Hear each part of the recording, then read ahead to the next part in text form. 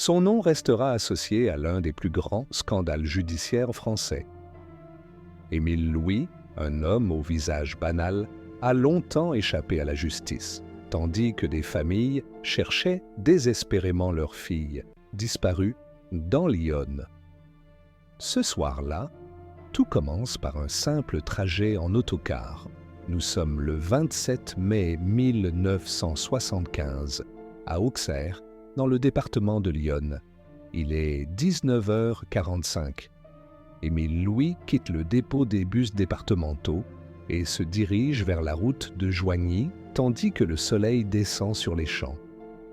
Il repère une jeune femme de 25 ans nommée Marie-Thérèse, alors il s'approche d'elle et se met à lui demander « Vous rentrez à Joigny ? Je peux vous déposer, je finis ma tournée ?»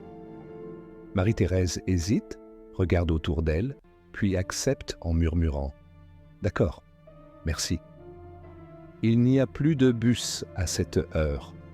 Elle monte dans le véhicule, pose son sac sur ses genoux et regarde la route défiler, sans imaginer que c'est la dernière fois qu'elle verra la ville. Émile garde un ton calme, pose des questions sur son travail en institut, puis dévie lentement la conversation. « Tu sais, j'aide souvent les filles comme toi, celles de l'IM, elles me connaissent toutes. » Marie-Thérèse ne répond pas. Elle regarde la vitre, tandis que la route devient plus étroite. Quelques kilomètres plus loin, il tourne sur un chemin isolé. Elle sursaute et demande « Pourquoi vous passez par là ?» Il répond simplement « C'est un raccourci. » Ce soir-là, elle ne rentrera jamais chez elle. Les gendarmes ouvriront une disparition, sans indice, sans trace, et le dossier sera vite classé. Personne ne se doute encore que l'homme au volant, père de famille, sans histoire, cache une série de crimes étouffés par des années de silence.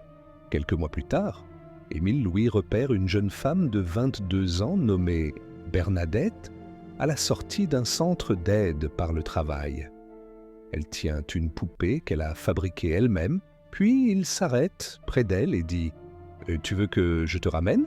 Tes éducateurs m'ont dit que tu avais du mal à marcher le soir. » Bernadette sourit timidement et monte dans sa voiture, puis s'attache avec précaution. Sur la banquette arrière, des outils et des cordes sont dissimulés sous une couverture. Cette fois encore, personne ne la reverra. Les éducateurs préviennent la gendarmerie, mais l'enquête reste confuse. Les disparitions de jeunes femmes handicapées mentales sont souvent attribuées à des fugues. Et Émile Louis, lui, continue de conduire son autocar chaque matin, salué par les parents des mêmes filles qu'il a fait disparaître. L'enquêteur André notera plus tard « Il passait pour serviable, toujours prêt à aider, surtout les plus fragiles. » Pendant des années, les disparitions s'enchaînent dans le même secteur.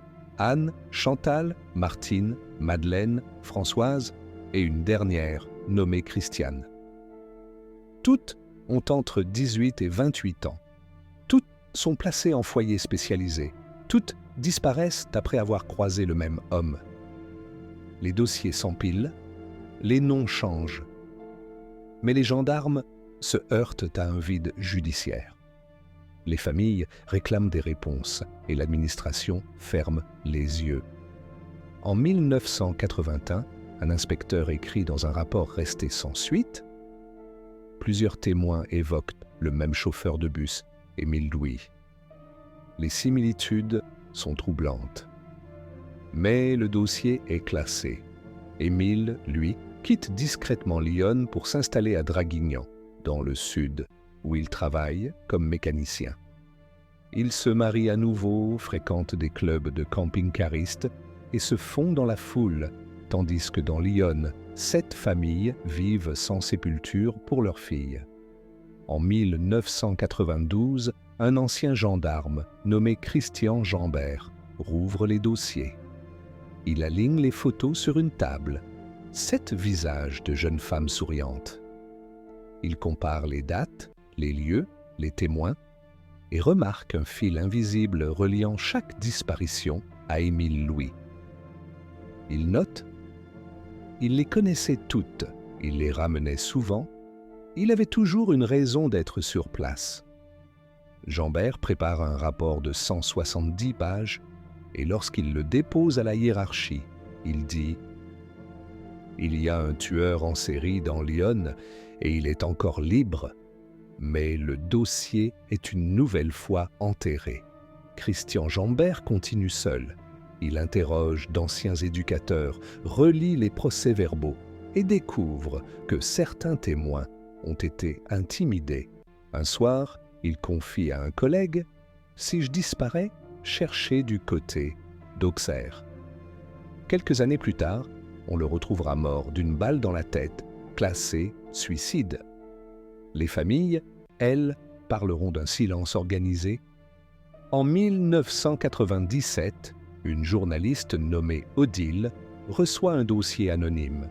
À l'intérieur, une copie du rapport Jambert, des photos, des lettres et un mot: l'homme au disparu est toujours vivant.